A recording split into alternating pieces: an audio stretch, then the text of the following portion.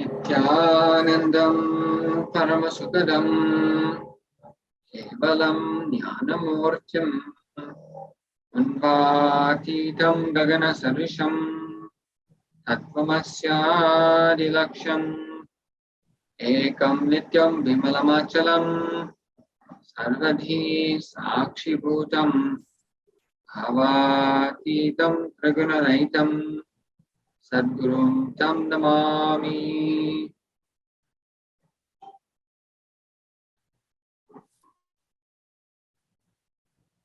Namaskaram everyone, welcome to Hinduism Now Global Press Live, Hindus talking about Hindumisia. Our guest for today is Santi Dash Ji, and he's going to share with us some of his experiences and journey with life and development as a Hindu, experience as a Hindu, and cover some aspects of Hindumisia and our interpretations. And that is what we're going to share over the little less next than 2 hours from now.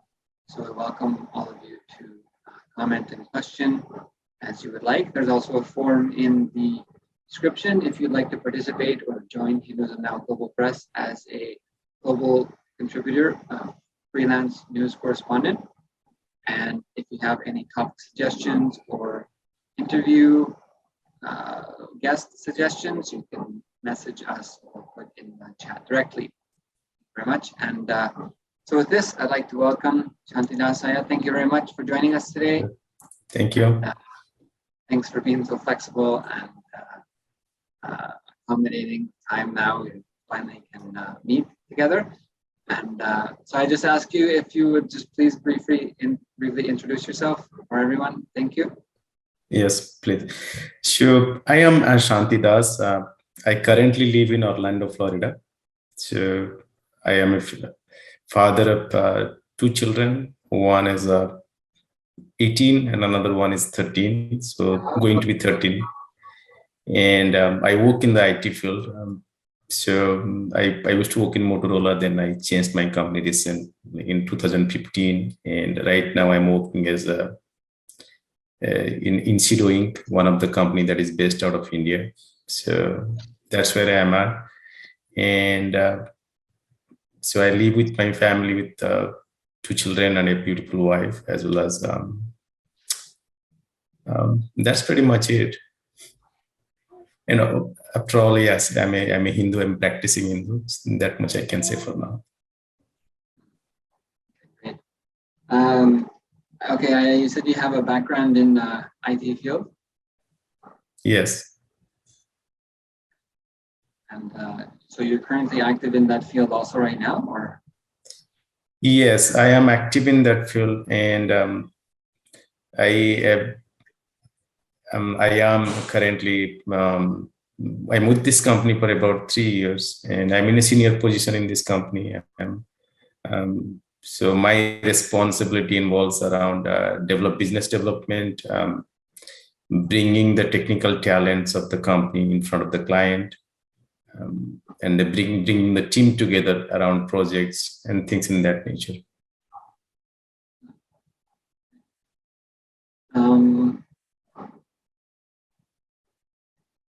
One of the things, I guess, one of the things we could just start with is, how did you first get involved with Hinduism? So I'm a born Hindu, so it is quite natural for me to go through the, as part of practice. I mean, means I was born into a Hindu family, and I'm born into a Brahmin family in India. So then at a very young age, my parents, my mother, she was taking up she was getting trained to be a teacher. So since she was getting trained to be a teacher, she did not have much time to take care of I was a toddler, and she didn't have much time to take care of me. So she requested her mother to take care of me. So her mother took me away from her. Like basically, she gave me to her mother, and and she studied in the city. So my grandmother, my maternal grandmother, used to be in a village, and that village is a very remote village. Means I think we got electricity into that village about 10-15 years ago. Before that, there was no electricity in that village. And so that's what and first 7-8 years of my life was in that village. So, and it was quite playful, and there used to be a lot of it's a very traditional Hindu village, and where you have cows, so bullock carts, cows going to fields, worshipping cow. Every festival was worshipped. There were fairs. There are occasions where the houses where it will be painted, like there will be mud huts, but those will be painted in a specific way. Like I was very involved in that way. Like that's how I grew up, and there'll be occasions where we'll go walk village to village, watch different plays of Hindu plays of the different characters. I listened to my grandfather telling stories about Mahabharata. There used to be every I don't remember exactly, but I think every evening there used to be a place where everybody will gather, and they will have Mahabharata reading, Mahabharata talks going on, Ramayana talks going on. Not so much Ramayana, I think Mahabharata talks going on. So I was fascinated with Hindu characters like Arjuna. I was very fascinated with growing up. So those who know Mahabharata, they know who Arjuna is. So I used to do pretend play. Then growing up, we have in Puri, I am from Odisha. So we worship Lord Jagannath. So every year there used to be some famous festival called Car Festival. So what it means is all the devotees of Lord Jagannath will gather and pull his chariot on the street of Puri. And Lord Jagannath, I think he's the only Lord who is made out of wood, and he doesn't. It's very easy to. So what I used to do is I used to make his deities in mud, and I used to paint him, and then I used to carry him, make a small chariot out of him from bamboo sticks and carry him along. So I used to do all that stuff when I was a kid. So that's how I grew as a Hindu from my early childhood. So. Wow. Where exactly was the village? So you were there till the age of 7? So I was in a village in a district called Puri. So it is about I'll say about 50 kilometers from Puri, 50 to 60 kilometers from Puri. Puri is the place where Lord Jagannath is. In fact, Puri is one of there are 4 places that every Hindu is encouraged to visit, and Puri is one of those places. Jagannath Dham, they call it Jagannath Dham, is one of the places that you visit. So that's where I was at, and yeah, it was quite fun growing up. So at the age of 7, 8, I went to the city with my parents. I moved to the city with my parents. So. What city is that? That's the capital of Odisha. It's called Bhubaneswar. That's where I moved. Yes. Okay, so you were right near near Puri is right on the coast, right? Like that. Puri was on the coast, but my village was not. I was about 50 kilometers away from interior to Puri. So it was there is a river. I forgot. I think it's called Bhargavi. That river flows there are Bolanga. There is a city called Bolanga, Balanga, and it's about 5-7 kilometers from that city. it's not a city, it's a town, like small town, where what happens there is a lot of trading happens at that place. All the vegetables, all the produce trading happens there. That's a famous place there. And the village that I grew up is 5 kilometers away from that village.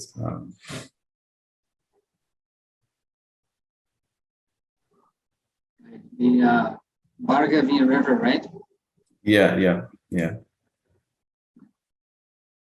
Okay, so it's approximately halfway between Puri and Bhubaneswar. Yeah. That's right. Okay. So right. So this is so that's sort of a very traditional Hindu lifestyle, sounds like, at least to the age of 7. Mm-hmm. Yes, it is. It was very traditional Hindu lifestyle till I moved to the city.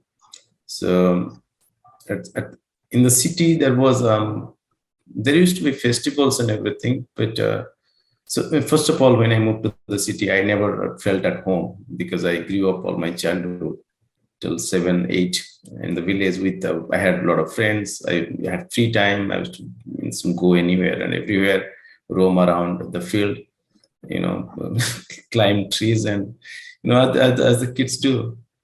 Um, but when I moved to the city, I practically I had to give up all that, and on top of it, you have to listen to your parents and study and all that stuff. So it was quite painful. Initially, it was quite painful to get used to. In fact, I used to look forward to we used to get summer vacations. So as soon as there used to be summer vacations, my grandmother used to send the uncle to get me back to the village. And me and my brother was also there with me. He's just 1 year younger to me, with me in the village. So my uncle used to come and pick us up. So that used to be the best time while I was with my parents. So I used to come back to the village and spend about a month or two before going back to the city. So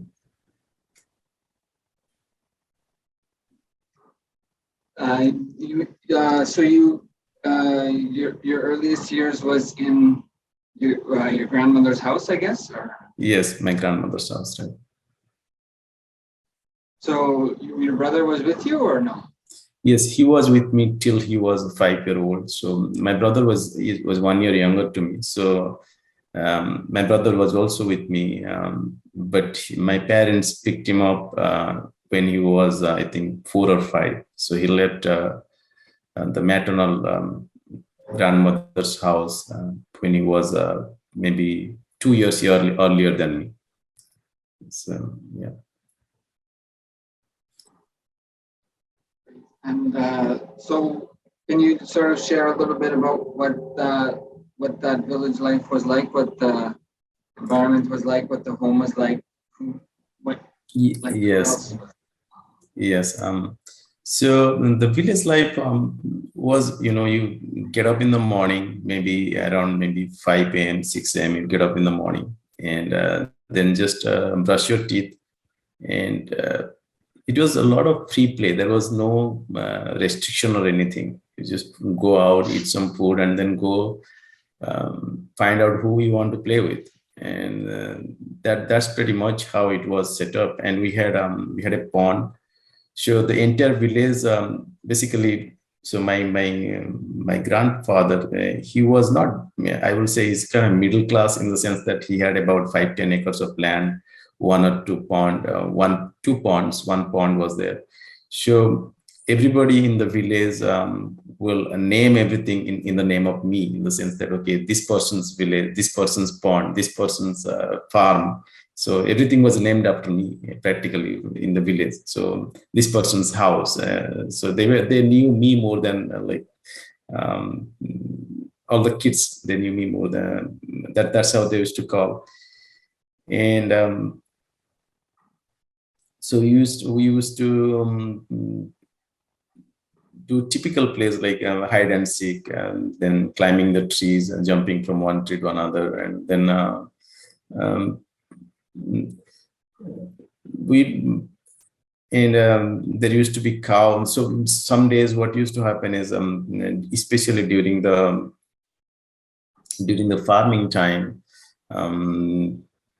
we used to protect the farm, protect the produce. You have to guard it. So basically, they used to create a staged, a small shed. They will put up a small shed right in the middle of the field, like a tree house kind of thing. So you go there and spend a night there. So those are the typical, things that we do in villages. And run with the cows, run with the when the bullock cart comes, you just hang to the back of the bullock cart and just go with it. So all the silly things that you look back on, I think that's quite silly, but that used to be fun. And there was no boy girl thing. You used to call everybody. I never we used to play. There's no such thing called boy girl or anything. Everybody used to come out and play different kind of things, hide and seek, or we used to call something used to call basketball. What it means is you stack up stones and you take a ball and break the stones and then put it together in a certain time, and you become two groups, and that's how those are the typical games that you play in the villages. And so, who was all living in your home? What was the house actually? Yes. Yeah, so my when I was growing up, like in the village, I used to have my grandparents. Then I had a uncle, and he was not too old to me. He was maybe 7-8 years older to me, and maybe somewhere around that, maybe 10. And then my mother's sister was there, so my aunt was there, and two aunts were there. One was handicapped through polio, and another aunt who was not handicapped, was normal. I think there was one guest also living with us at the time.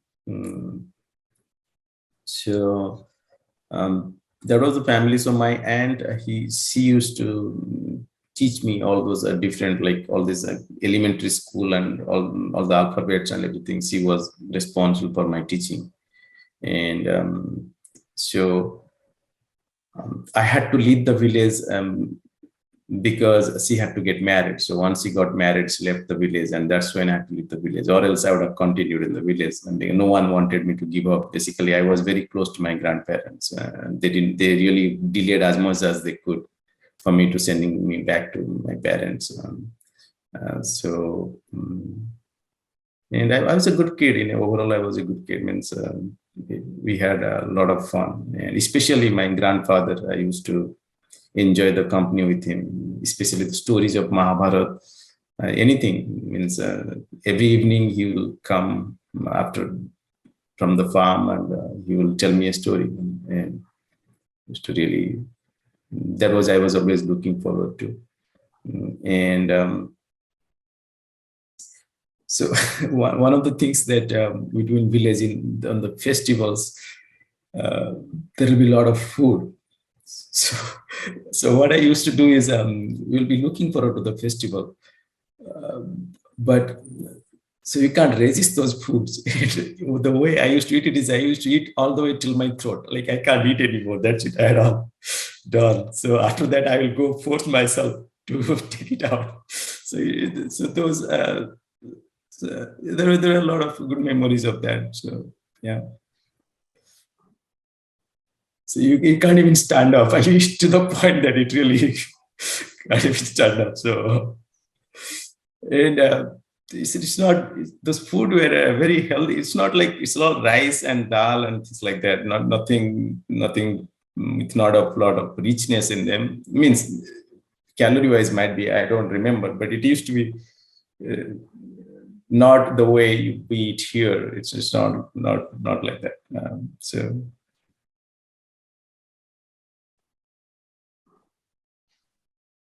Yeah. So you remember those times eating a lot of food, huh? Yes. So. Okay, so you say you used to get sick afterwards. No, not sick afterwards. So after you eat the food, what you do is you can't stand, right? So you go try to go and go to the toilet essentially. Oh, okay, yeah. Nice. Yeah. Okay, what was okay, was it your aunt that got married, you said, and that's when you left? Yes, right. That's when I left. Yeah. So what was the home like? What was it built out of? How big was it? So the home, it's a very traditional home. So typically, I think this is how it is. It used to be built during those days. So there was house to the back and to the front, and the middle one was an open area. Okay, so middle one was quite open. So like I will say maybe good 50-60 feet by 80 feet open in the center, and to the back there is three house in the back. I'm maybe not be giving the dimensions correctly. And when you say three rooms in the back, 3 rooms in the front. So me and my grandmother used to spend most of the time on that open area. So I used to lay a mat and then spend the time there. When I was growing up, she used to get turmeric, and she used to apply turmeric throughout my body and everything, and let it dry. And then the following days, she will clean me, give me a bath and clean me and all that. So that used to be, I think, every week or every 2 weeks, she will do that. And she used to get some medicines, those are not called medicines, some herbs, to boost the immune system and everything. So she used to go pick up some of the leaves and herbs, and she used to make it. And in the front of the house, there used to be a porch, a long porch, where it's like a veranda that you sit down, and when people come to your house, many times they sit there and do, sort out business deals and things like that. So, so your grandfather was in that home also? Yes, my grandfather was in the home. That's right. It was my grandfather, my grandmother, my uncle, two of my aunts. So that was the family basically that I grew up with. So when I moved to the city, so the entire atmosphere, entire dynamics changed completely. And first of all, my parents took me away because of the education. So it means here I had free play. I used to do very good in school, but I didn't have to really study or anything. I used to do good in school in village also. Means very good in school. But there was no such disciplined study or a structured study, so to say. So when I moved to city, I had to be a structured study, every day, 2 hours or 3 hours in the morning and 3 hours in the evening. And there was not much free play. And there was, and I spent about maybe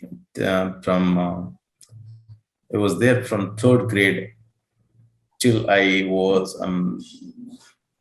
completed my graduation. Till that point, I was in the city. I was in Bhubaneswar, and then I moved to for higher studies. I moved to Hyderabad. That is the place that I moved to. I did my studies in Hyderabad, and after finishing my master's in computer application,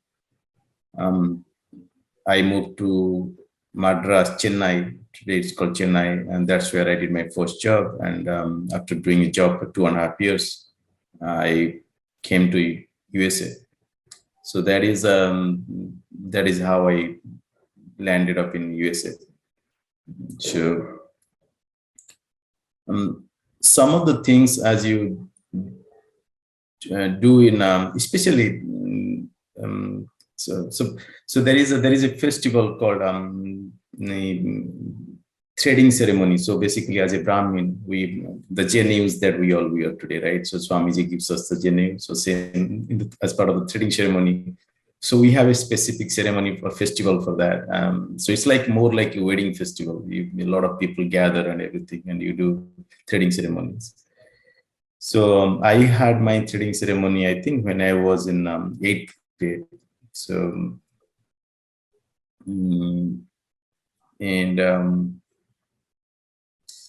and that's when, and since then I was gifted a book of Bhagavad Gita. So I used to read Bhagavad Gita quite religiously. I was not understanding much of it, but it's like a pocket book that was gifted to me. So every day I used to read Bhagavad Gita more religiously. So I had and during that time the Ramayana serial was coming, like in India, there was a TV series called Ramayana that was being broadcasted. So that had a deep influence on me as well, and I got more and more connected to Lord Rama during that time. So what I used to do is, when I was in any difficult time, I used to write very, very personal letters addressing him, and I used to maintain a small diary. So basically, very personal in the sense, trying to put Lord Rama in my position and trying to debate and discuss with him. How can you do this? How can you not do that? That kind of thing. So there was an incident. I used to maintain it was in my 11th grade. After 10, you go to college. There was 11th grade. So I used to write all this diary, and it was nobody. My parents never really looked into what I wrote or anything. So my uncle was visiting me. So, and he was clipping through my diary and everything, and he read through, and he started he started showing it to the families and everything, and he started making fun of it. Like everybody started, means especially not everyone. My mother was not that, she ignored him, but he started making fun of the entire narration that I was having one-on-one debate with Lord Rama at that time. So that kind of shook me a little bit, thinking that how primitive or how not primitive, how irrational those conversations. I never thought there's primitive, how irrational those conversations are, how illogical those conversations are, and how can I be so illogical person? Means I'm studying in the science stream, and how can I be this illogical? So. And that shook me a little bit. Also during that time, when you go to school and college, in the college especially, everybody used to make fun of the Hindu gods, goddesses. It's like make a joke out of everything. So everybody used to laugh. So although I was not, but I was part of the one who was listening to it. I was not, neither I was like, it was a majority that was talking about it. So I was not opposing or anything, or I didn't have anything to oppose with. So I was just listening in whatever they were saying. And those are the encounters that really took me away from some of the not just those, there could be many others in the past also, but those are I remember that took me away from Hinduism quite a bit, actually. And so not quite a bit. I stopped. No, I think at that point I was still practicing Hinduism. I used to go every Monday. I used to go to Shiva temple, and I used to do that. But still, it was not aligning well, in the sense that there was some conflict. It means I was doing it maybe so many times. I used to rationalize: am I doing it for fear fear of something? Or am I doing any more transaction based? So that was more like that instead of a like as a child, I used to play with the clay of Lord Jagannath. I used to make him. It was not any transaction or anything. It used to be, that's how I used to like him. Means I used to make a beautiful statue out of him. I used to paint him. I used to make hands of him. Then I used to put it together. I used to make a using bamboo sticks or using some of the sticks. I used to make a chariot up for him. I used to decorate the chariot, put him in there, just roll him. I used to do that. It was nothing, no transactions or anything was involved. But especially at the age of 15, 16, 17, it felt like whatever I'm doing, all the practices that I'm doing was more like a transactional practice. And maybe when I try to think that, okay, in the scientific way, a rational way to think it, maybe I'm doing it out of fear, out of compulsion, out of something else. So at the same time, there was a caste issue was there. Means you can see in the society there is a huge divide in terms of caste. You could see that, means right, it was right in front of you. Although like it was not practiced if you go to the city, you will not find it in practice anywhere, in the sense that in your friend circle, you don't differentiate anybody in caste or anything, you talk the same way. But it means in the villages, it was very prevalent. You can see that, but there was no animosity. There was caste, but there was no animosity or anything. But those thoughts started. I started questioning. I started questioning to what extent this is this specific stuff is valid. Is there a rational reason behind it? It means, is it a logical reason behind it? So you start questioning, and once we start questioning, that's when the gods and goddesses, when people start making fun of it, there is no way to defend it. There is no rational or logical reason that was implanted in me to be able to defend. I did not have any structure to defend it. So it kind of diluted my practice quite a bit, as well as it affected the way, I will say to a certain extent, it took me away from being a practicing Hindu. When I was in, but still I used to still go to Shiva temple. There was something, I can't keep a pulse on it. I used to still be attracted to meditation. Meditation sounded like maybe more, more scientific way of doing things, so to say. But something was there. It did not really detach me completely. It was just, I was still hanging on to it, but not with the intensity that I could have or would have if the external influences won't have been there, so to say. At some point, I was maybe at the when I was in 7th grade or 8th grade, I clearly remember I was discussing with someone the purpose of life. It was just an open discussion with the adult, with a grown-up. I'm discussing purpose of life. Looking back at it, it sounds so funny. At 7th grade, 8th grade, I don't know why I was discussing about purpose of life. But again, and then there are certain physiological development that happens in you.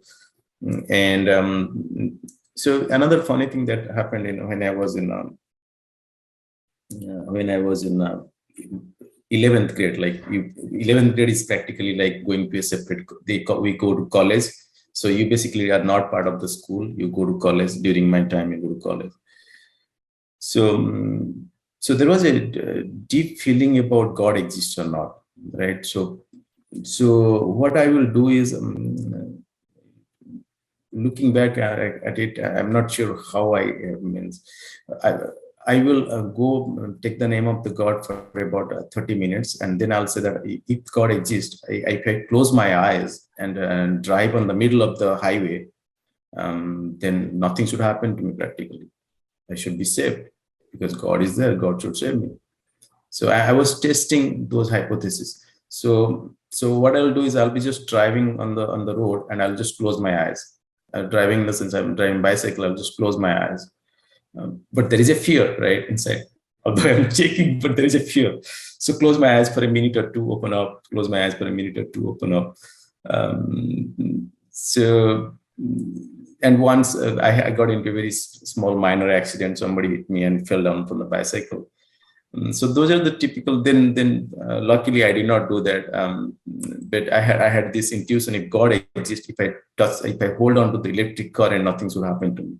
But I did not do it. Like means but there was impulse to do that. Things like that. Kind of trying to see is more a validation of existence of God during that time was very strong. I don't say strong or not, but yeah, those are the things that I used to do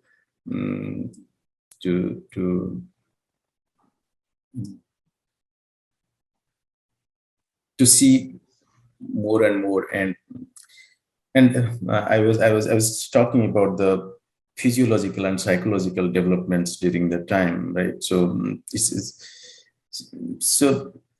there were certain behaviors that I was not able to explain myself how those behaviors are. Means I don't want to desire those behaviors, but still it was getting ingrained in me. So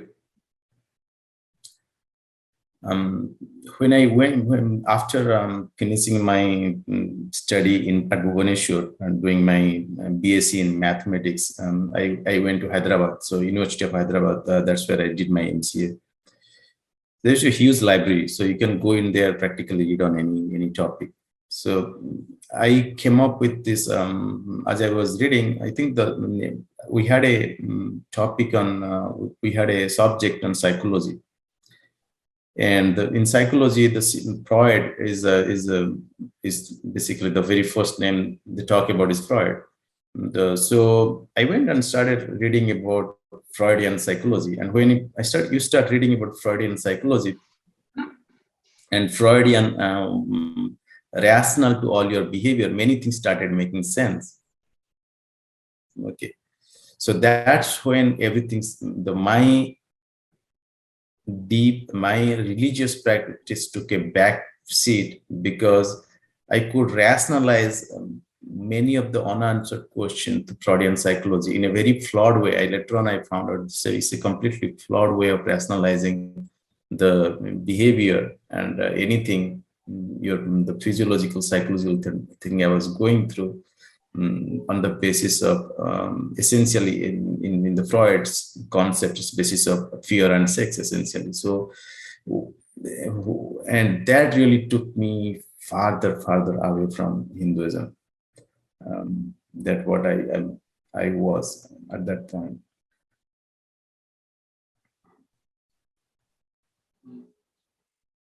Yeah, that's right.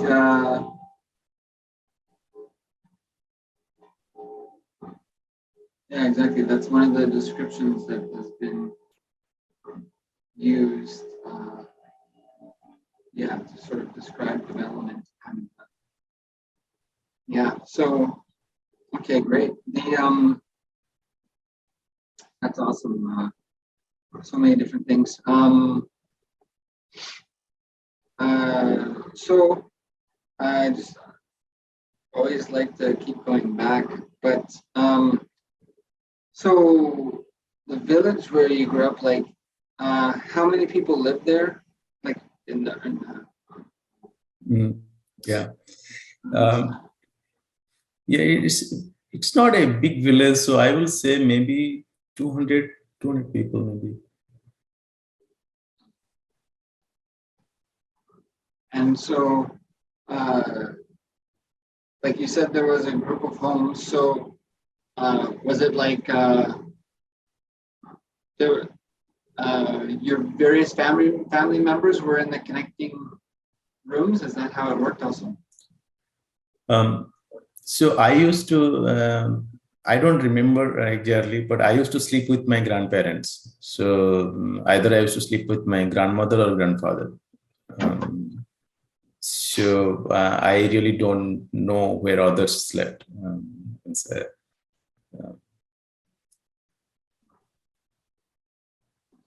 So, but it, like there was a lot of, was there a lot of connected homes where families would live in the rooms that were separate? Like in villages, but that's what I have. So the way the village, I think at least this specific village, and that is true with most of the villages in India. So there will be in this village there used to be Brahmins in a block. There will be Brahmins staying in that block. Usually, what happens is when we say Brahmins, typically they're connected in the sense that like maybe 3-4 generations before, all of them will be connected, will have the same parents. Okay, so they would have split. So there will be a block, like let's say that you have a block of 20 houses that are connected.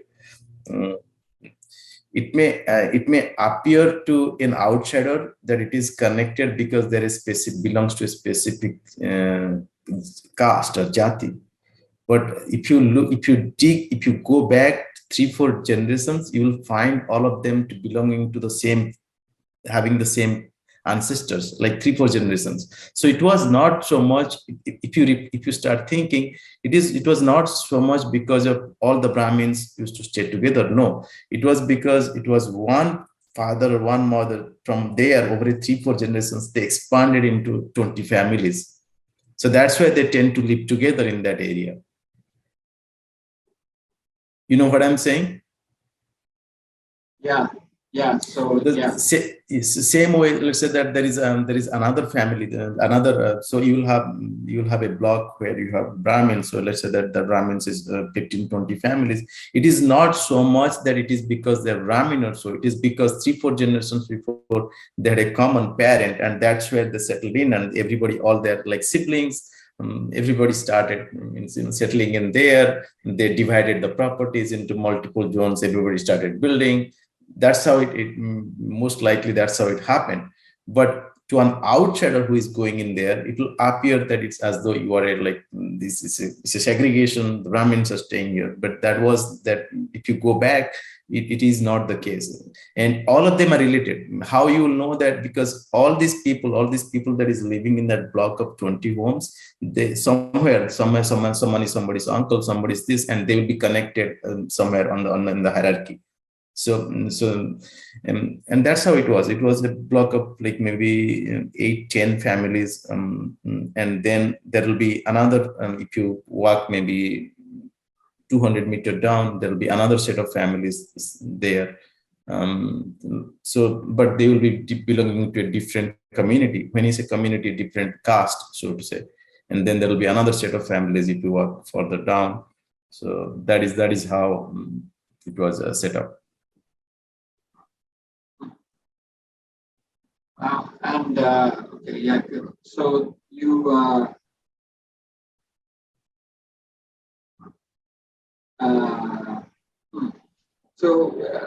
so how does like I don't know what is the exact term to use, if you said community, caste, jati, varna, whatever is the so yeah, so what, like how many so if you're saying there's one block of houses, then if there's another block of houses, that would be like a different family generally, like yeah. So you're right. So basically what will happen is this is a block of houses. Let's say there are 8 to 10 block of houses, right? So 8 to 10 block of houses are part of the same ancestry, more or less, in the sense that they will have, if you go trace back 3-4 generations, they will have a common parent or common father or something like that, common family. The same way you go, let's say that in this case, so if my understanding is correct,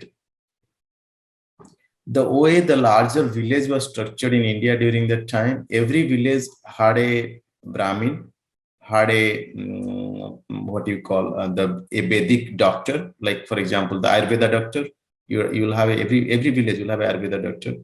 Every village will have a person who basically specializes in cutting your hair and things like that. And every village will have someone who specializes in stitching and everything. And then you'll have villages with farmers. So every village has that. Every village will have community or a set of people who are specialized in a specific profession, so to say. Okay. That is the case that is how it was structured across across India, actually, if you look at it. So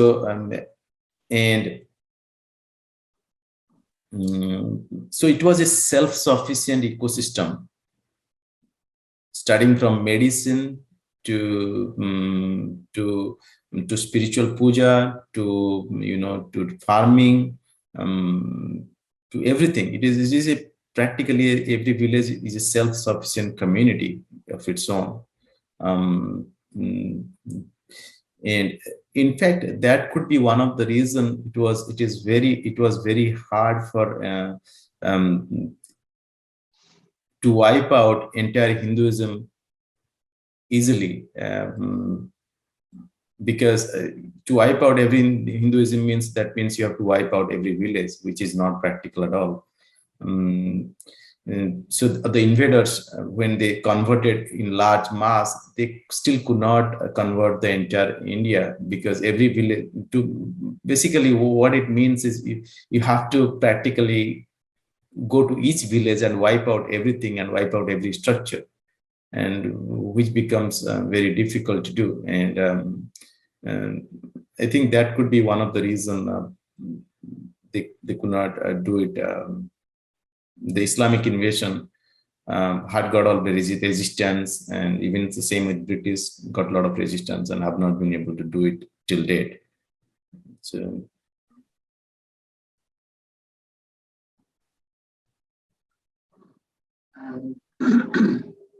so yeah, that's great. Then so you're saying that village, if it would have been a group of so what would it have been, like maybe like 10 different homes, groups of homes that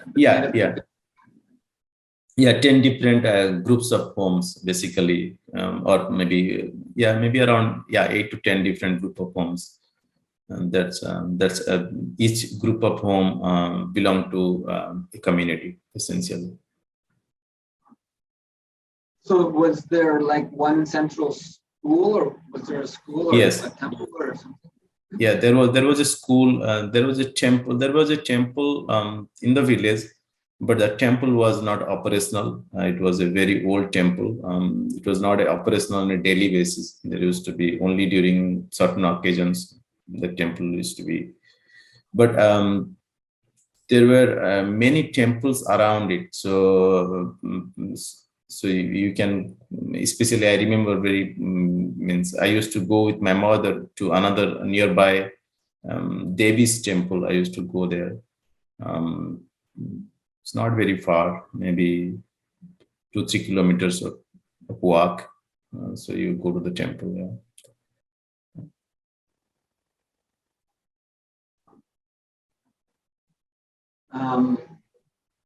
Okay, and so I guess it's the so was there a school in that village? Like some of the kids would, there was, until what age generally would they stay just in the school in that one village? Yes, it was an elementary school, so till a 5th grade. So it was the school was there. Then when you the middle school, there was a nearby village where you have middle school. So we all were means if you stay in that village, you go to that middle school. Then there was high school also, so you can go to high school, little farther away. So about how many kids would be in the elementary school? So that elementary school at that time, I think maybe 25 at the most, not more than that, 25, 30 kids.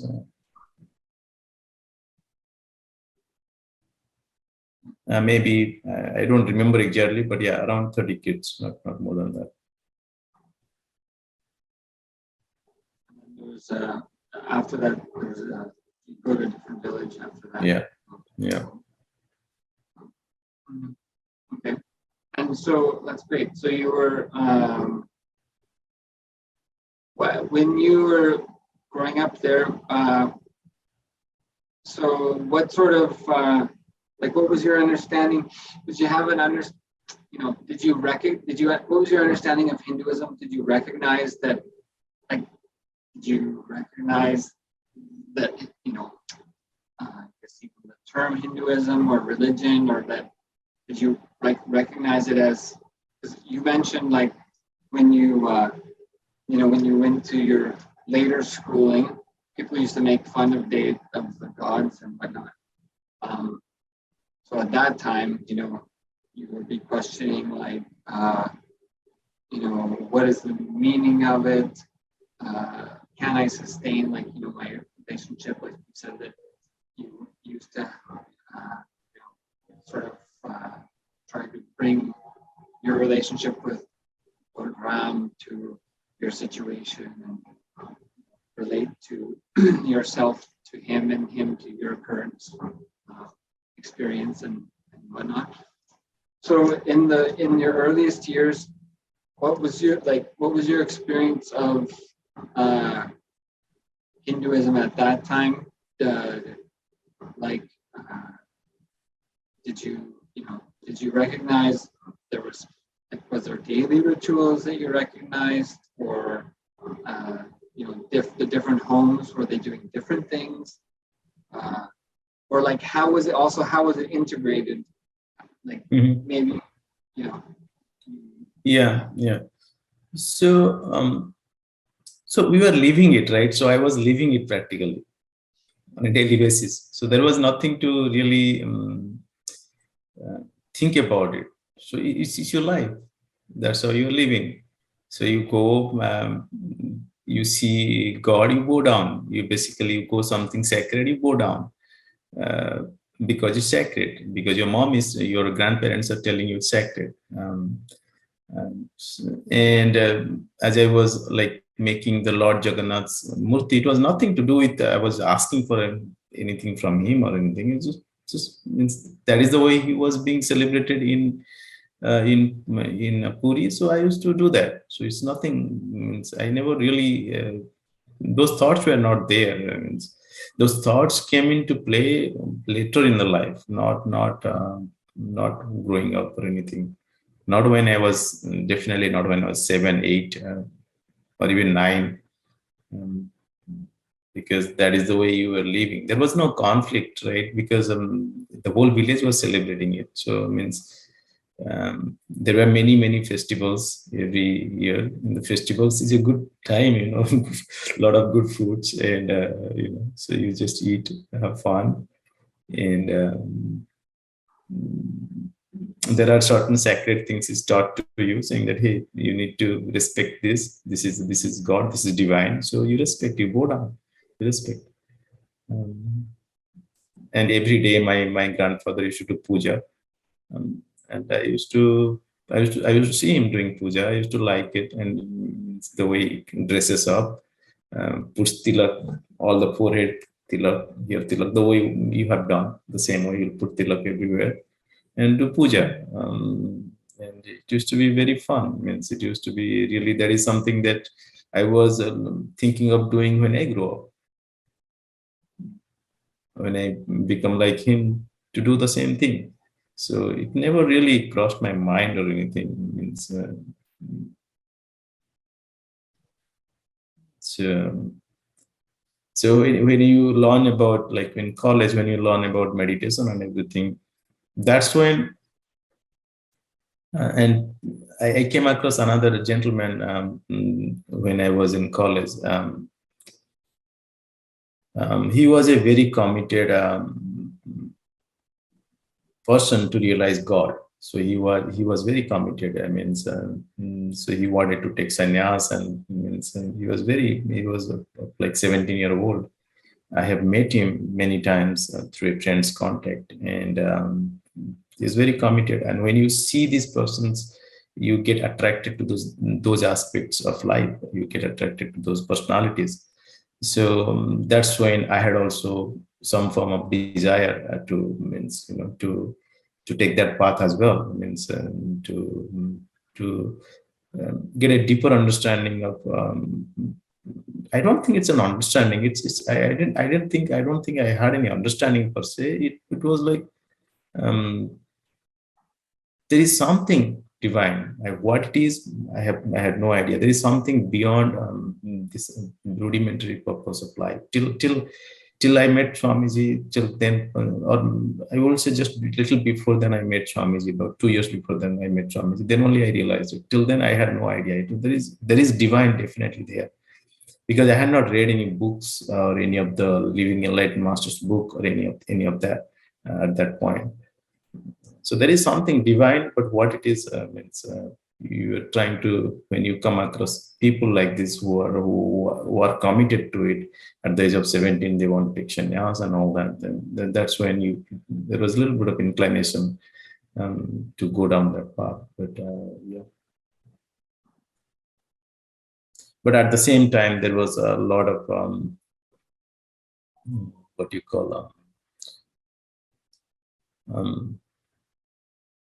lot of negativity around it. So there's a lot of conflict. So it means negativity in terms of making fun of gods and goddesses, whether God can save you or any of the things or not, how real it is it practical? So those questions start pouring in when you are when I was in college, when I was maybe 16, 17, 18, 19, that is. Then why should not you eat non-veg? Why should you eat veg? What is wrong with eating non-veg? The standard questions. Everybody eating non-veg. Protein is good for you. So, it's an animal anyway. So it is very hard.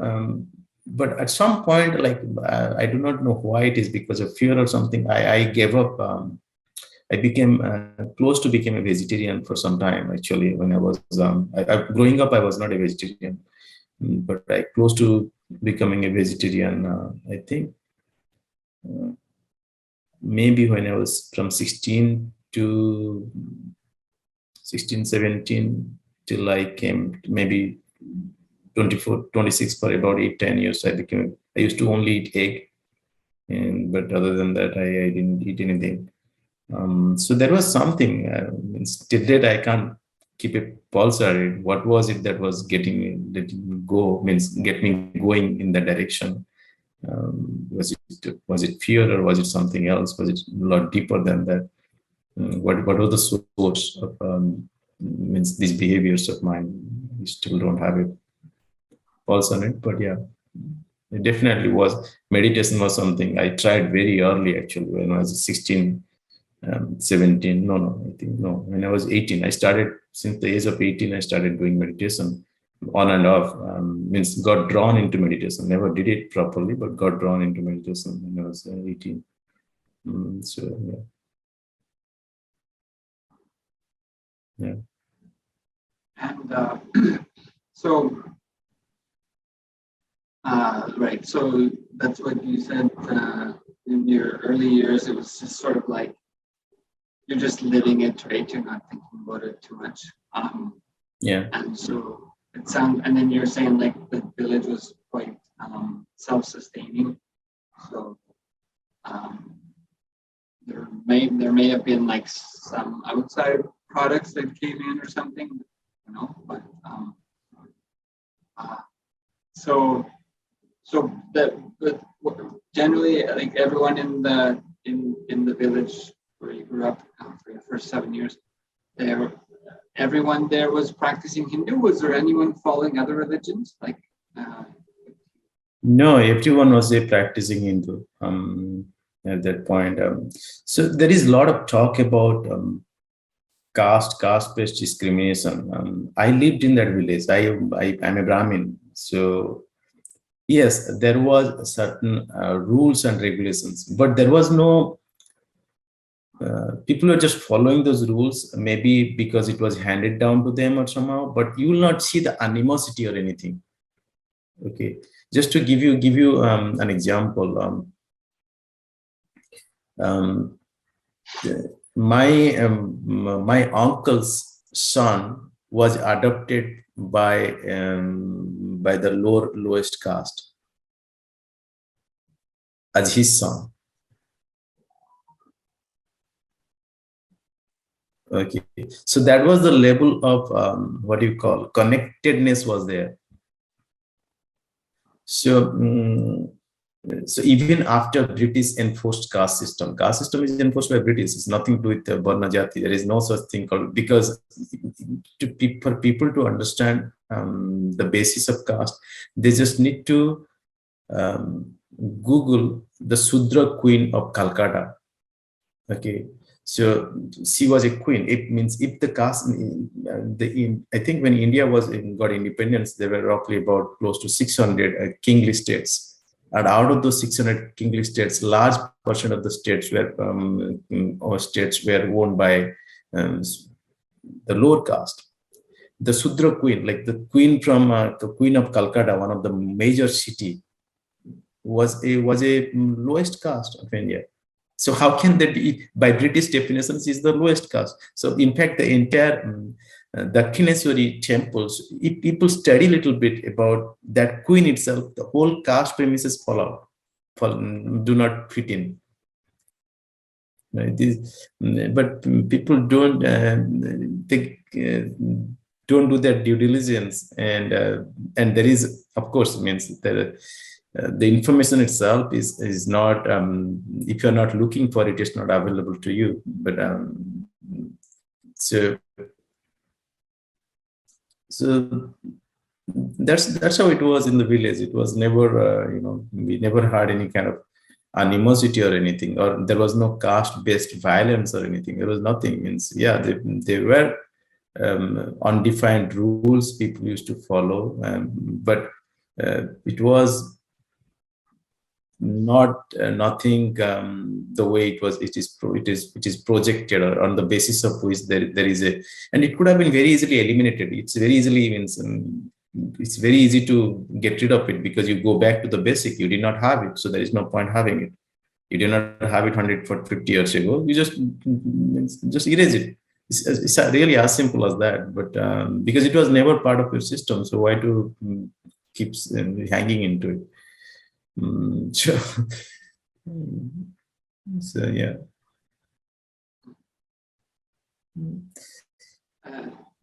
Yeah. So okay, you said that your uncle's son was adopted by someone of the lower caste, the lowest caste, called Shudra caste. So my uncle's son, he was adopted by him. Yes, and he used to go to his house, stay there in his house,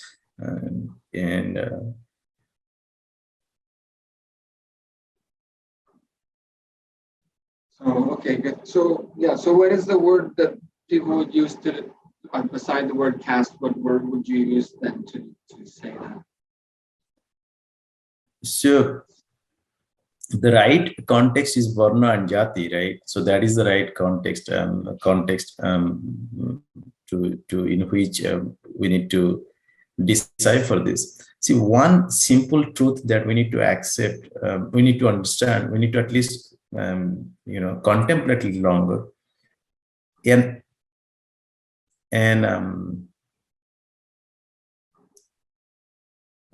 a civilization whose entire purpose is to bring enlightenment cannot create create a mechanism to divide people on the line of slavery. It's just not possible. Okay, it's a civilization which is trying to bring everybody to closest to the enlightenment. That is the purpose, that is the knowledge it is trying to give to every individual.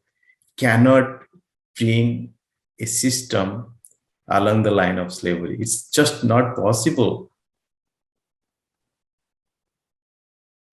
A civilization which is telling each Atma, each living being has a Atma which has which is at a level which is equivalent to anything, and promoting non-violence to any jiva, cannot have that. It's just as simple as that. You don't need to even think too much. Even if you think about a little kid. So if somebody is telling you other way, try to find out, try to at least analyze, try to spend some quality time in going on it, where things, why it is not lining up. Try to spend some quality time, why it is not lining up.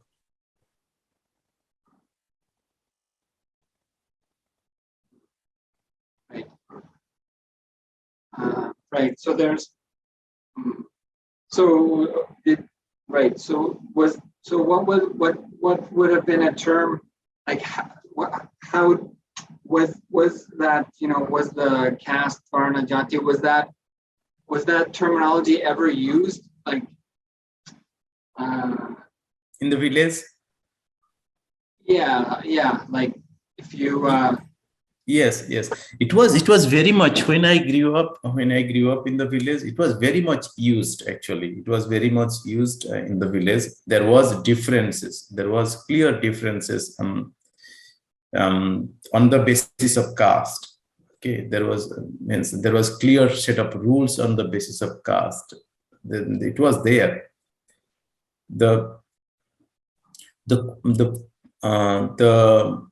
I'm sure it is still there today.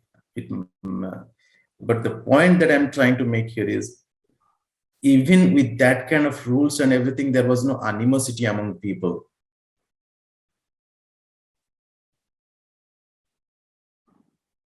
There was, I went around along the village, played with every group of kids from every different community, had no animosity among anyone. Okay.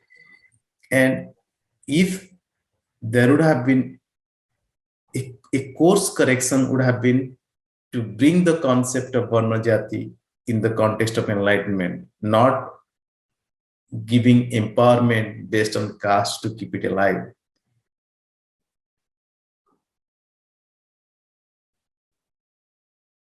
Okay. That would have been the course correction, because it was not there till 1871. So why are we, so, and it would have very easily, it wouldn't have taken one generation, it would have gone. Really, it wouldn't have lasted even beyond one generation. If we tend to do course correction under the guidance of enlightened master, it will not last more than one generation. That's it. It will dismantle itself, because it has no place. It was never part of the ecosystem. Enlightenment ecosystem can never come up with rules along the line of slavery. It is just not possible, because the goal is to enlightenment. Goal is to be part of the source. That is the highest goal everybody's done. So yeah, Varna and Jati is aligned to that goal. Caste is not.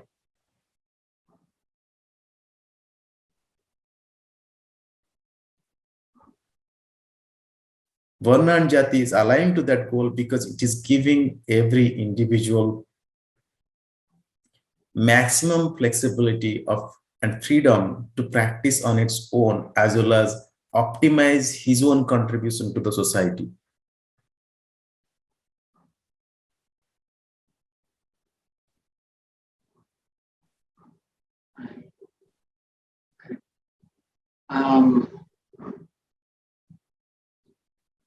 So okay, yeah. So the way that that system was lived in that village Was it, would you say it was, what, was it, maybe you would say it was not lived as per the imposed British caste system, it was lived as per Jati Varna more so? No, it was in somewhere in the middle. Okay. Okay. Okay, but you don't remember really experiencing any conflict in that way at all? Or?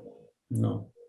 In fact, the people those used to take me around were from the lowest caste as per the British system. With whom I used to hang out was from the lowest caste. So right. So is that how people would use the term lowest caste? Is like what, like, what is the thinking about that? Is it yes, thinking? Yes. So when you're for the adult like for the children of a certain age, they will not have any thinking. They will just go and do whatever they want to do, and there is no. There was, at least in my experience, there was no pulling you back from that. Let's say that you want to play with or do something fun. Nobody's going to pull you back saying that because he's a lowest caste, don't do it. They won't pull you back from that. But when there is a business deal making or some power play going on, that's when they will use the caste terms. When I say power play, don't think that in terms of a fight. No, I'm talking about deal making.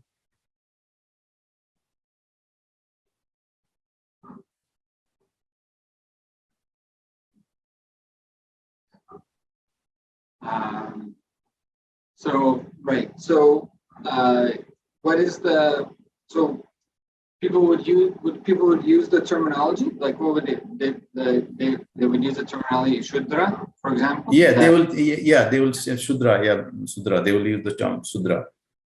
So okay, so this is Varna, right? But the people they're calling it as caste. Is that how it goes? No, sure. So Varna and Jati is a lot more complex, right? It's basically a lot more complex in the sense that you don't have really four castes. In a Varna Jati paradigm, you have, in fact, means when it was imposed by British in 1871 onward, a lot of different communities, not lot, there was a huge confusion in terms of which caste do I fall into. Okay, because there was no such thing, because one community is essentially you will fall into the Varna and the Jati at the same time. You'll fall into the same one Varna and Jati at the same time.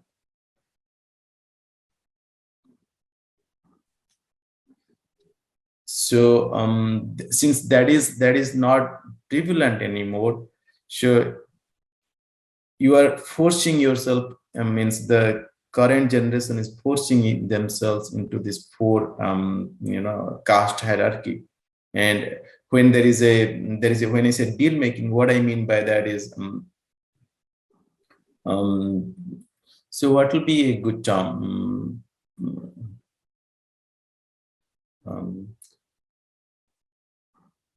So let's say that in many villages, what they do is there are government programs. Okay, there are government programs. Those programs are only for lower caste. Okay, so the upper caste person want to participate in that deal making. So what many times they will do is they will get hold of a lower caste person. And he will let's say that it's a construction. Yeah, a road construction is there, and the road construction, only the bidding can be done by the lower caste people. Okay, so what some they will do is the upper caste, the person who doesn't belong to that the higher caste, he will get hold of a lower caste person. He will say that you bid for it, and I will give you 10% of the, everything, all the transactions will be done in your name, and I'll give you 10% of the proceedings.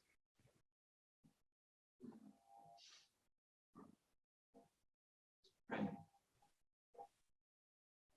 Okay.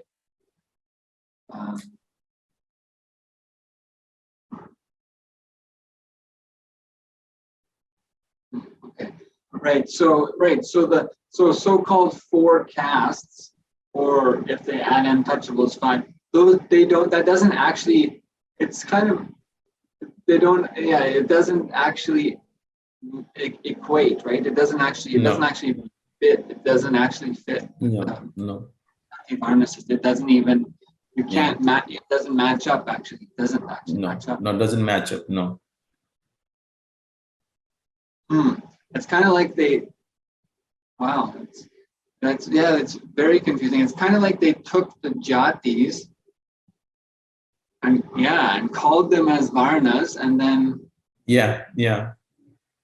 and then called them as castes to limit the jatis by a ranking system by varna, isn't it? Like it's really In fact, I think in Hinduism now itself, we published recently. I was looking at one of your publications where all the sadhus were outcasted, right? Because they were, as part of Criminal Tribes Act, they were outcasted into a lower caste, untouchable, or sadhus became untouchable.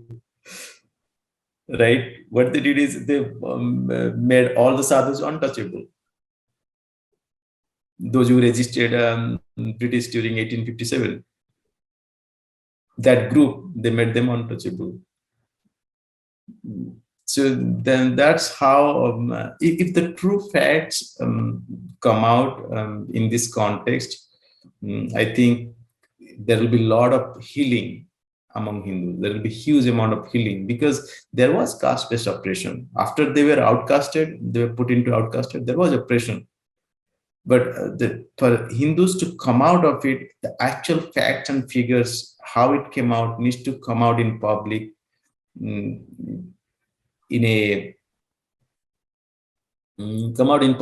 so that everybody can access and see for themselves.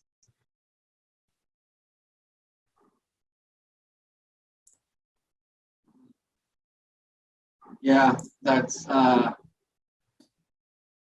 exactly. 1857, the very first independent war of India, that was participated mostly by the farming sector, which is essentially the rebellion started happening, and when we call the landlords, and those landlords and that specific sector was put down as the untouchable caste. British wanted to make sure that the sector never comes back up economically as strong, and that is the sector that is marked as an untouchable caste through 1871 Tribes Act. That's what they did.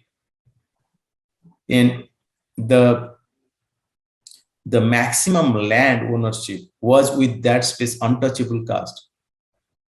The maximum land, if you look at before 1871, the Criminal Tribes Act, if one goes back and studies, you'll find that the land ownership, the farming ownership maximum was with this caste, this untouchable caste, so-called untouchable caste.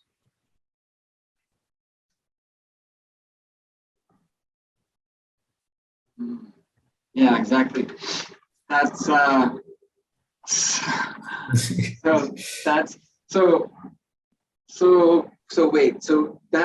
that means that the land, actually the people who owned the land actually got labeled as untouchables?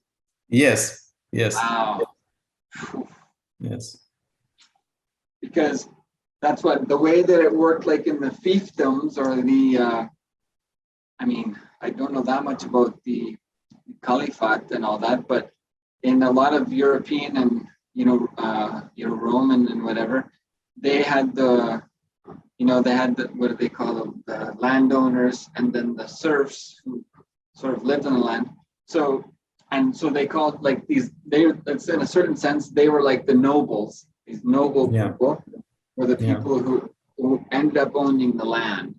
But a lot of times they would just steal it from the people, just so that's hilarious that you say that. Well, not hilarious, it's terrible, but so like in an equivalency, like there's because a lot of times like in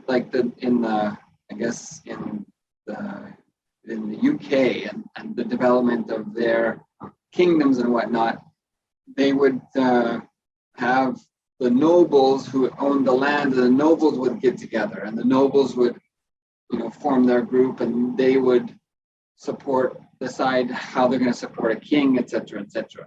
So it was like a group of those so-called nobles who owned the land mostly, or maybe some of the riches of the industry. They would, conspire together to support a governing group that had their interests.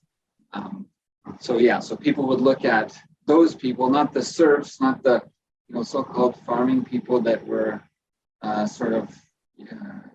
taxed heavily or whatever. But so the nobles were.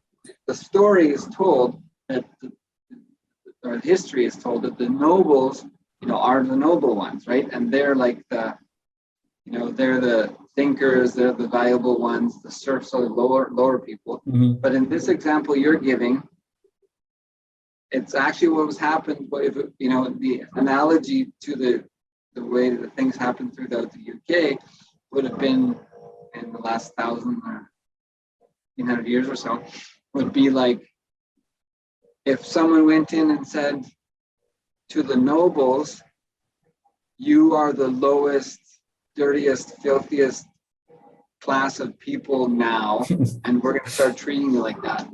Yeah. Wow. Yeah.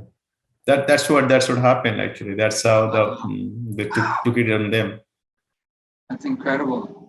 So they took that turns everything on its head.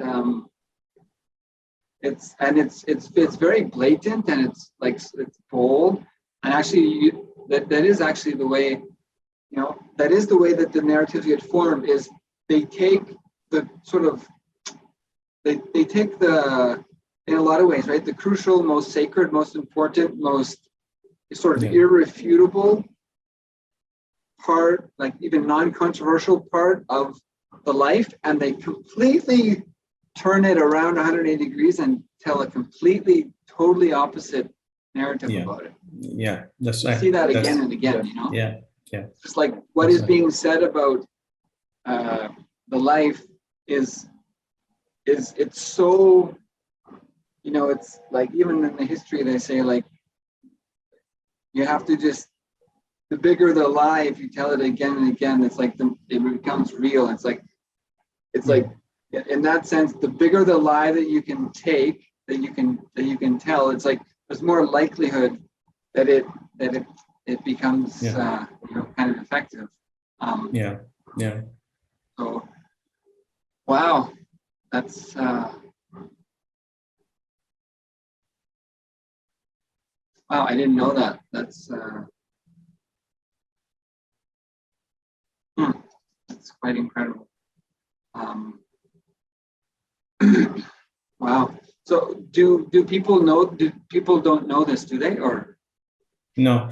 So this information is all there. Actually, it's not something very hard to access, but you need to have interest and curiosity and spend some time. The best way that I explain people is that look at the Sudra Queen of Calcutta. Just look at her life, because she's very recent. She was there during Ramakrishna Paramahansa's time. I think she was there from late 1700 till mid 1861 or 1860s. Just look at her life. That will make any caste-based discussions irrelevant. To claim that caste is part of Hinduism means will tell you clearly that it's a lie.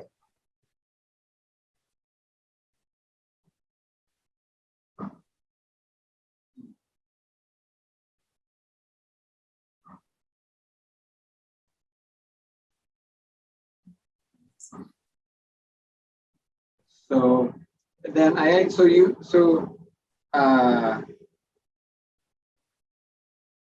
maybe you would want to share about, you were saying 1871, this caste system is getting more formally introduced. What do you mean when you're referencing that?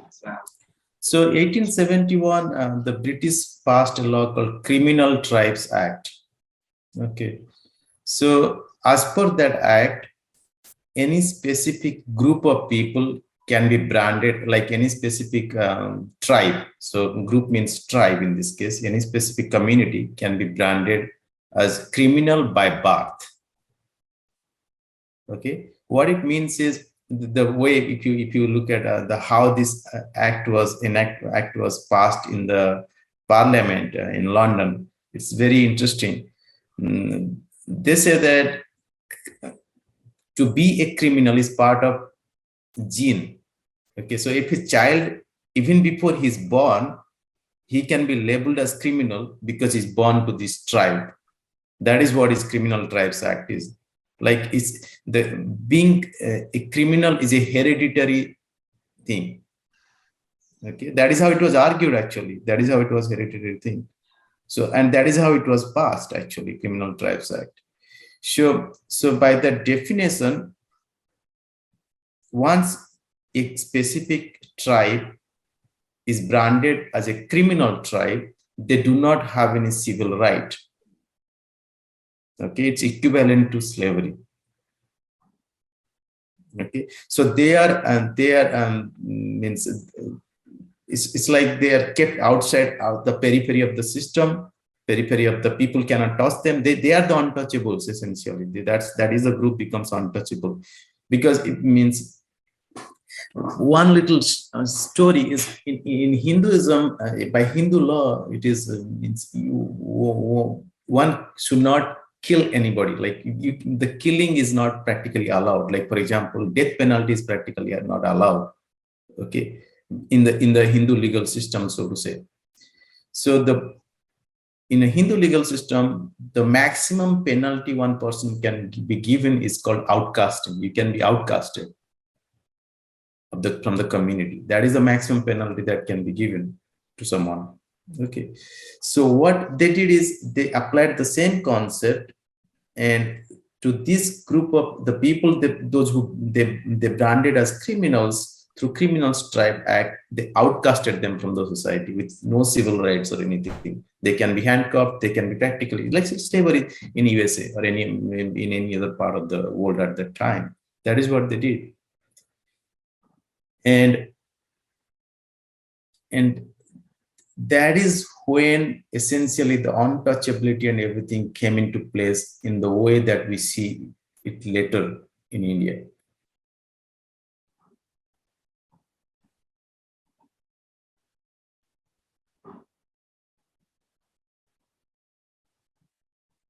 Right, yeah.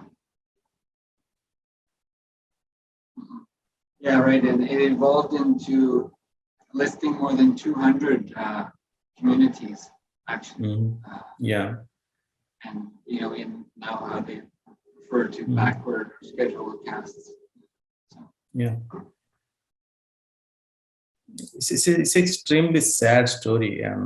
Means a very destructive story as well, like very destructive story. And that is why, in fact, that is one of the reasons many Hindus like me get confused about Hinduism.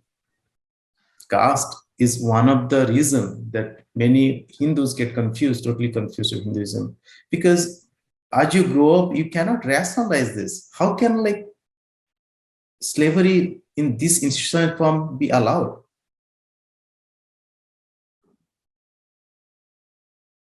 It's quite traumatizing for a civil mind. It's quite traumatizing. Doesn't matter whether it is happening right now or not, or whether your parents did it or not, doesn't matter. There is no rationality to justify that behavior. Until means, and when you realize that this is a well orchestrated lie against you, against not just you, against most advanced possible human development science. When you realize that, means it's really the means it feels like you have been traumatized on purpose, and you have been kept traumatized for a long time.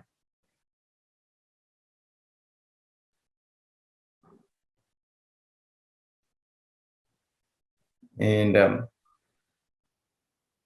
unfortunately, means the more people need to come out of it, more Hindus need to come out of it, this caste syndrome, to look deep in terms of caste. And once they start looking deep and come out of that, at least come out of making these arguments, means of some of the rational arguments in their behavior, how the government should be, how the right should be, come out of that argument, they will fall in love with, they will immediately become a practicing Hindu. Means there is nothing can stop them. Means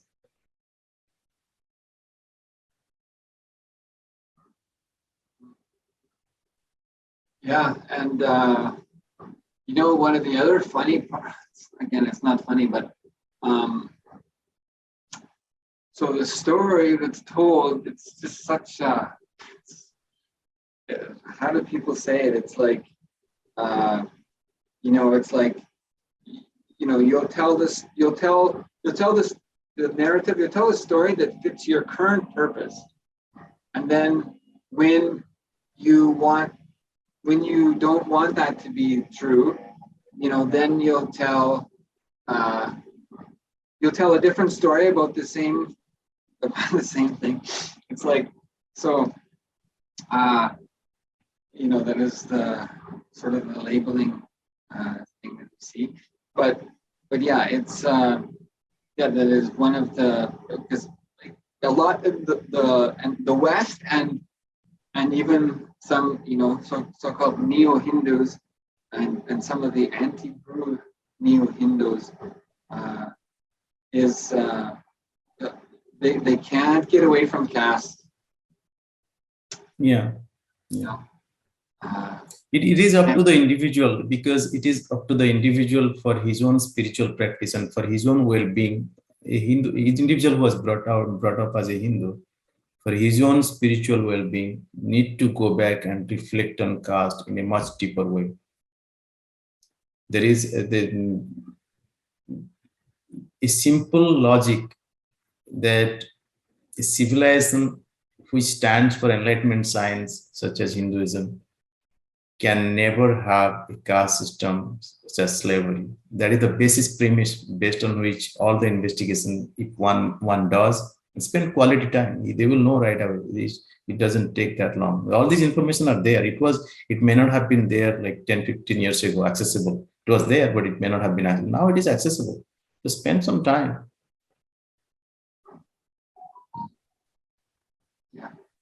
Yeah, because the anti-Hindu narrative that's given is, and that is like, I never realized that, you know, it's like,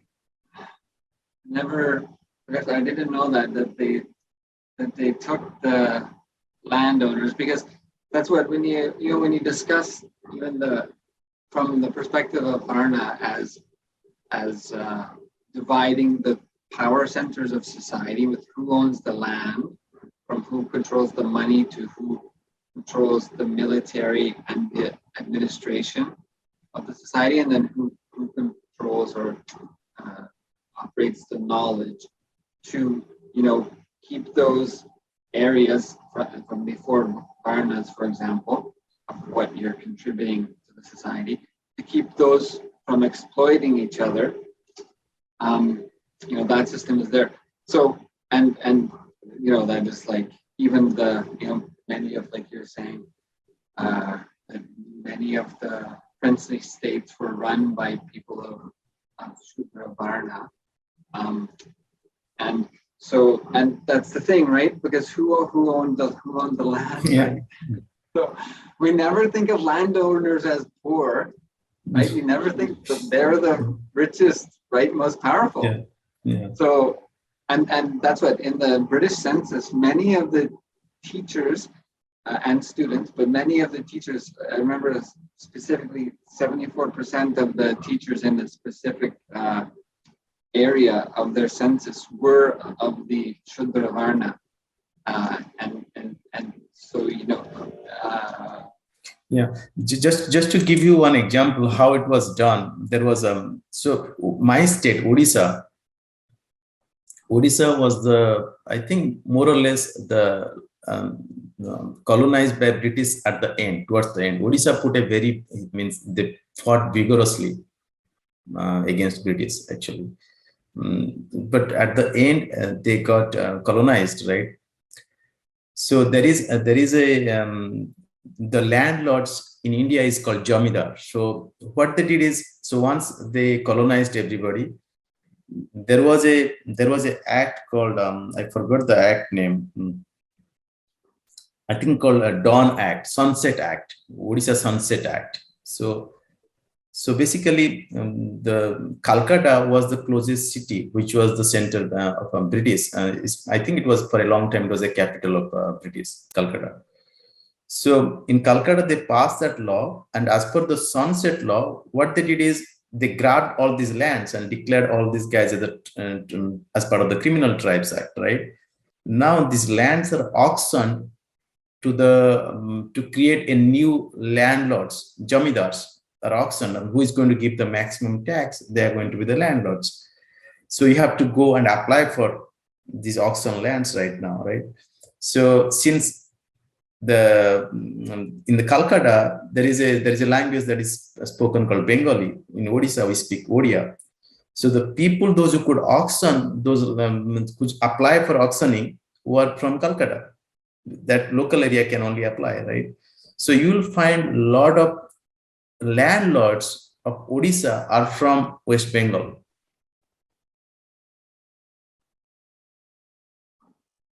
Okay, so basically what they did is they created this. Now they have to create the landlord structure to get the tax and everything, introduce jamidars, and those jamidars are essentially the most criminal and crooked minds people were assigned to the jamidars.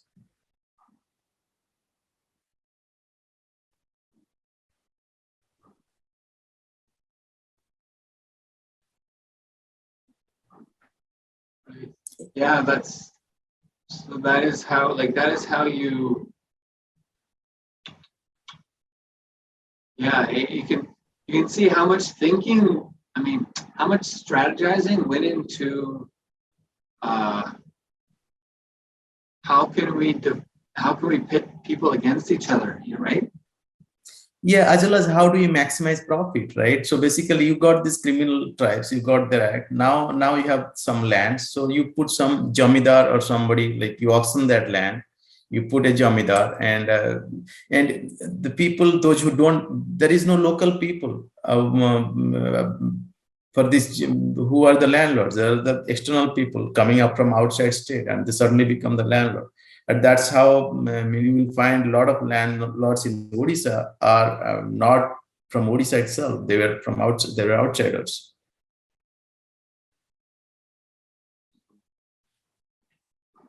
Right. Yeah. That was. Yeah, and so that's the other sort of. One of the sinister parts about it is, so they decided to take the landowners, Shudras, and call them as untouchables. And then they decided to blame the Brahmins for being the ones who lorded over and exploited the society. So they took the landowners and made them into poor untouchables, and they took the Brahmins who had no money and said that they were exploiting the society. And and frame them as the powerful, money-hungry, money-controlling exploiters.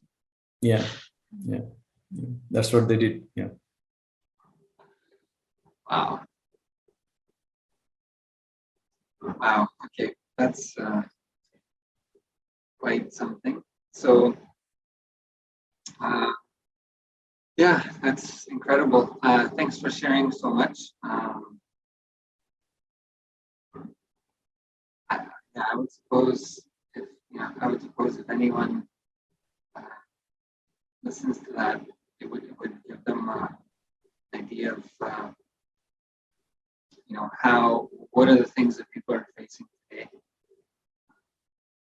It helps really describe it actually in a way that people may not have thought about it before. We probably have about 5 minutes left. Yeah. So that's great. Is there anything, I guess, before we close out, is there anything else specifically you want to share? No, so basically so I will say my seeking kind of stopped from after I got into university, started my master's in computer application, studying around 1991. Not stopped, but reduced drastically from 1991 till all the way till 2014, so to say. It was like not that strong or anything. So it was for about what 23, 24 years. Yeah, because 14, yeah, 23, yeah, 23, 24 years, more or less. There was some part of it was trying to hang on to it, but I can't pinpoint why it was like that. I can't rationalize it, but there is nothing, it just didn't have enough strength to move forward. So it was just hanging on to it maybe. Then in 2014, things changed. So it was maybe divine intervention, so to say. So, and between 91 till 2014, I had some. I think I had inclination like.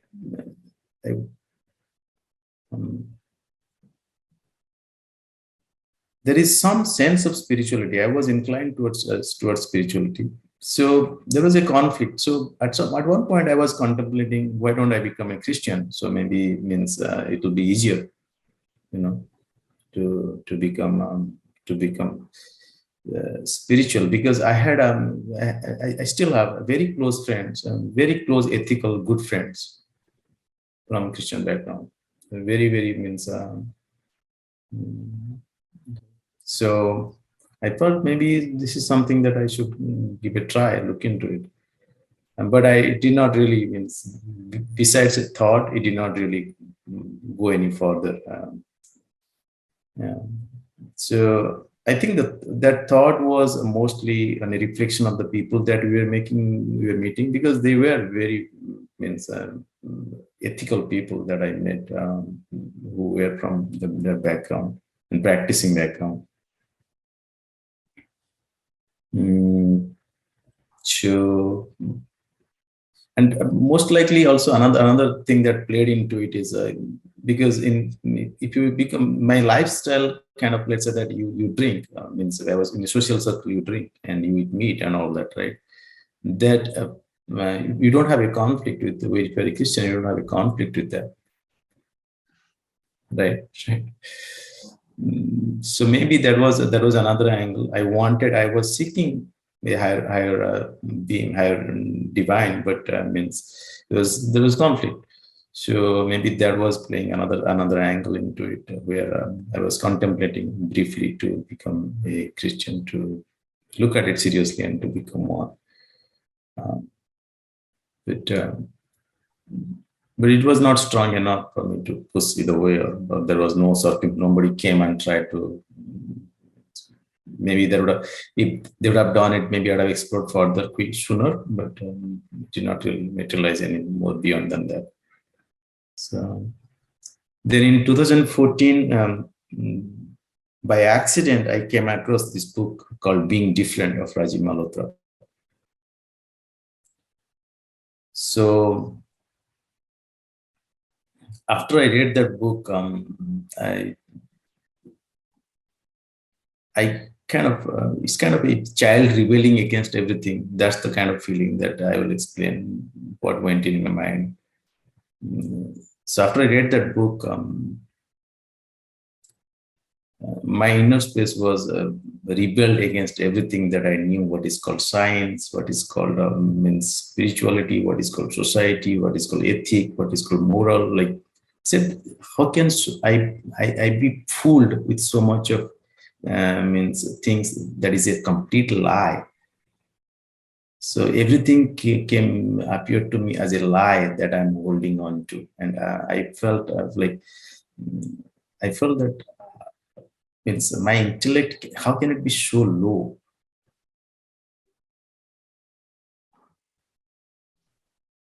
Because I consider, till then I consider myself a very intellectually high person, but like suddenly something coming onto me, I'm saying that how can I be means so low intellect, low IQ person to not even like to be bought into all these lies for so long?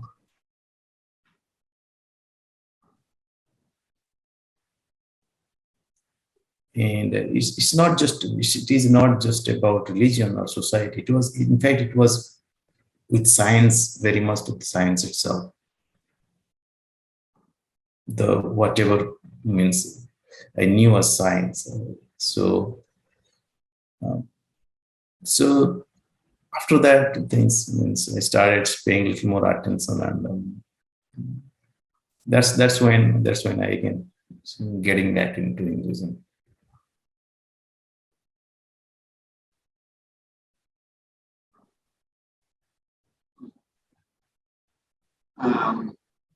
Yeah,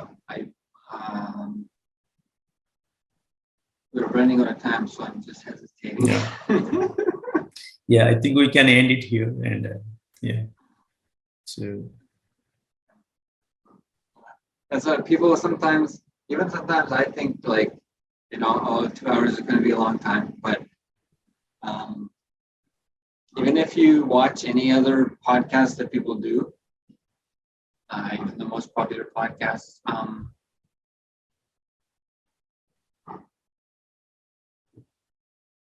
the part that, like, people can cover a lot of different topics, but I always, the experience has always been like, what's more meaningful to the person is what speaks more deeply to everyone. mm-hmm. That's what I've always experienced is, that the deeper listening space of the being that speaks directly to the person's being. That's always been that experience. So anyway, so that is that's what I felt today, and learning about the classification of Shudras as untouchables has been something I'm going to look more into, because that explains a lot of things, and just seems impossible. Just the extent of the lies really told, about Hindus really. So yeah. So anyway, and then there's so many more aspects that we could definitely go into, and especially so many things actually. So we kind of just got started a little bit, which has seemed to be the case with almost everyone that comes. We just sort of barely get started. So, but I feel it's good. I feel we're building a community where people, where there is a space where people can come and share, and there is like a sort of common sharing space, a field that's getting created, and So yeah, so we'll continue to build that and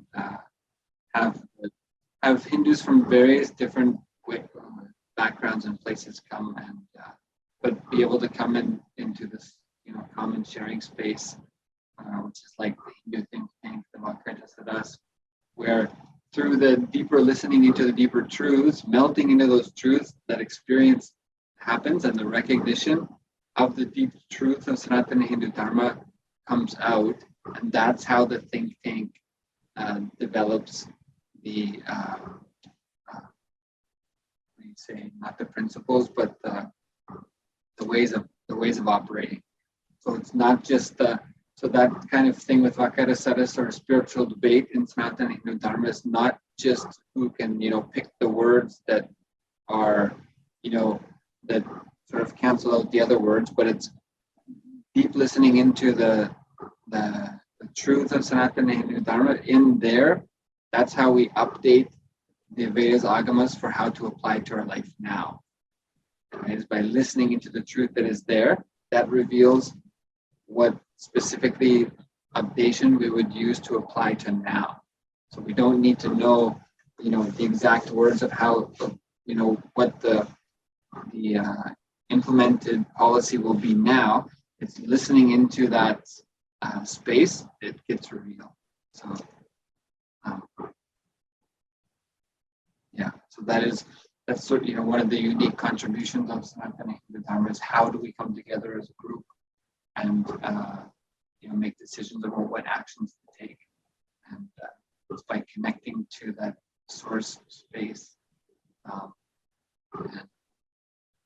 and experiencing how that source consciousness reveals the way forward for each of us, and then taking action on that.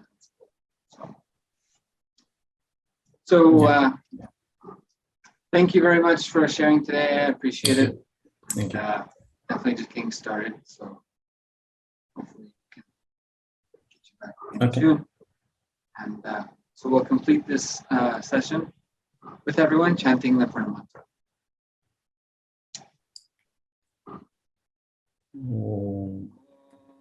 Purnamada Purnamidam Purnat Purnamudachyate Purnasya Purnamadaya Purnameva Vashishyate. Om Shanti Shanti Shanti. Hari Om Tat Sat. Sarvam Bhagavat Shri Nithyananda Paramashiva Bharukar Paramastu. Om Nithyanandam